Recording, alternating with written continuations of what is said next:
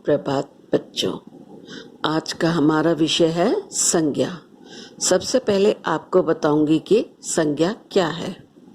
बच्चों, इस संसार में जो भी चीज उपस्थित है उसका अपना कोई ना कोई नाम अवश्य होता है। छोटी बड़ी कैसी भी वस्तु हो, सबकी पहचान हम उसके नाम से ही करते हैं। व्याकरण में हम इन्हीं नामों को संज्ञा कहते हैं। बच्चों, अब ऊपर दिए गए चित्र में क्या क्या है उनके नामों की सूची बनाइए। लड़का, लड़की, मित्र, घर, पेड़, जमीन, मैदान, आकाश, घास, बादल, खिड़की, दरवाजा। हमने जिन शब्दों की सूची बनाई है वे किसी न किसी वस्तु, प्राणी या स्थानों के नाम हैं। अब लड़के और लड़कियों के चेहरों को पढ़ने की कोशिश कीजिए। आप कह सकते हैं कि पद्मा हंस रही है, उसके चेहरे पर हंसी का भाव है। शबनम मुस्कुरा रही है, उसके चेहरे पर मुस्कुराहट का भाव है। रमनदीप हैरान है, उसके चेहरे पर हैरानी का भाव है। अनवर प्रसन्न है, उसके चेहरे पर प्रसन्नता का भाव है। आपको लगा ना कि हमारी सूची में भावों के नाम भी लिखे जाने चाहिए, आखिर ये भी तो नाम ही है। तो अब हमारी सूची में शामिल हुए व्यक्ति या प्राणी का नाम, स्थान का नाम, वस्तु का नाम, भाव का नाम। इन नामों को व्याकरण में संज्ञा के रूप में पहचाना जाता है। तो बच्चों, संज्ञा की परिभाषा क्या हुई कि किसी व्यक्ति, वस्तु, स्थान या भाव के नाम संज्ञा कहलाते हैं।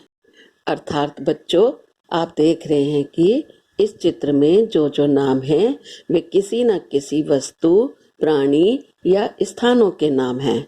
जैसे लड़का, लड़की, मित्र कौन है बच्चों?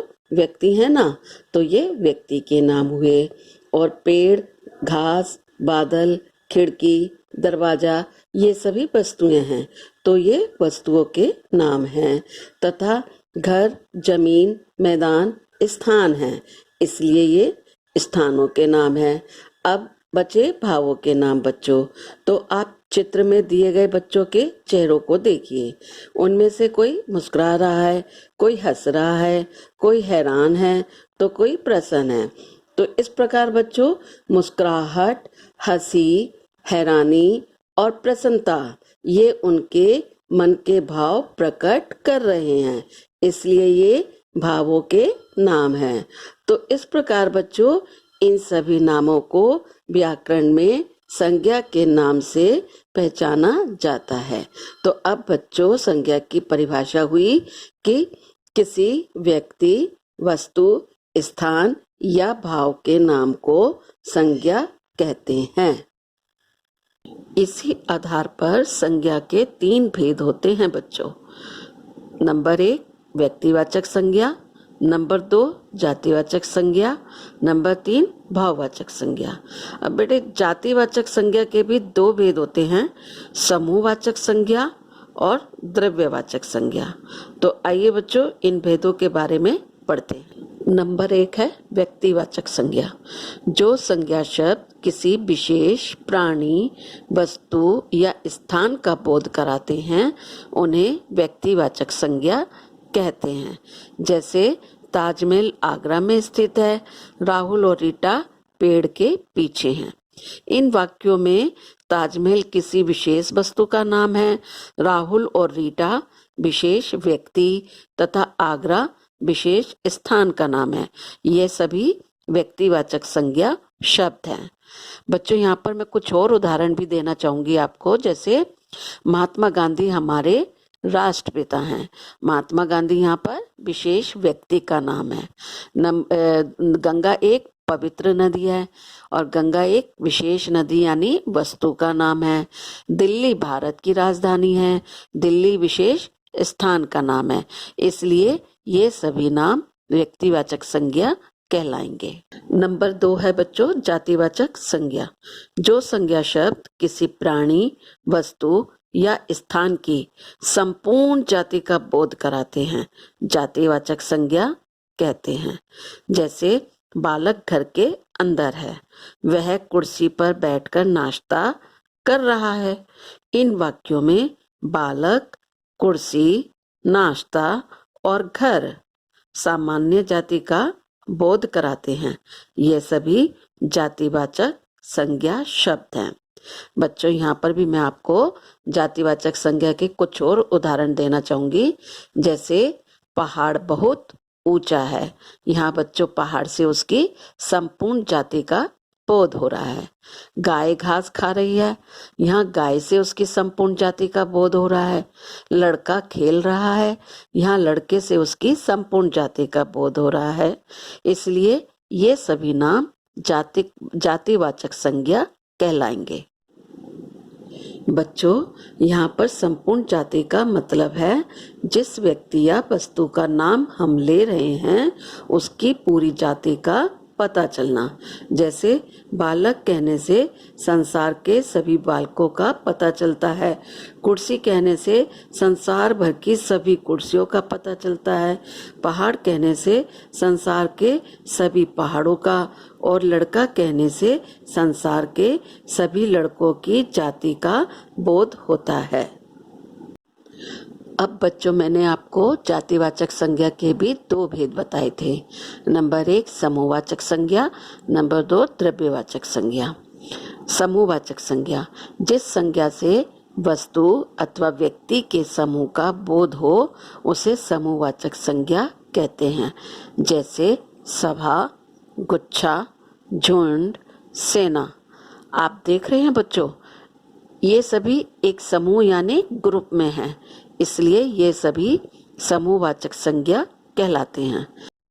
बच्चों, यहाँ पर समूहवाचक संज्ञा के भी कुछ और उदाहरण आपको बता रही हूँ। जैसे चाबियों का गुच्छा, यानी कि गुच्छों में बहुत सारी चाबियां हैं, तो इससे चाबियों के समूह का बोध हो रहा है। दूसरा है भीड़। भीड़ बच्चों एक व्यक्ति से तो नहीं होती ना, जब बहुत सारे लोगों का समूह होता है तो उसे भीड़ कहते हैं। तो इस प्रकार बच्चों जो संज्ञा शब्द किसी व्यक्ति या वस्तु के समूह का बोध कराते हैं उन्हें समूहवाचक संज्ञा कहते हैं। अब नंबर 2 है द्रव्यवाचक संज्ञा।